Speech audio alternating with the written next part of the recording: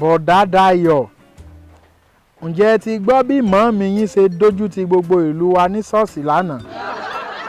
Ṣebí pásítọ̀ àgbà ló fèbò sí màámi yín wípé Happy Easter. Kàkà kí màámi yín dá pásítọ̀ wa lóhùn wípé shame on you sir. Níṣe ni màámi yín ní same is you.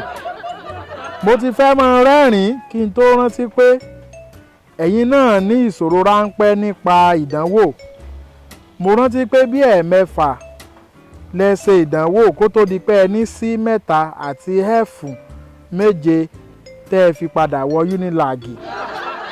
Àná ló ṣẹ̀ wá yé mi pé dájúdájú ìfun ìyá yín lẹ jájẹ. Mo kàn ní kí n kí yín ni o, kí n sì sọ ohun tó ń lọ fún yín nílùú.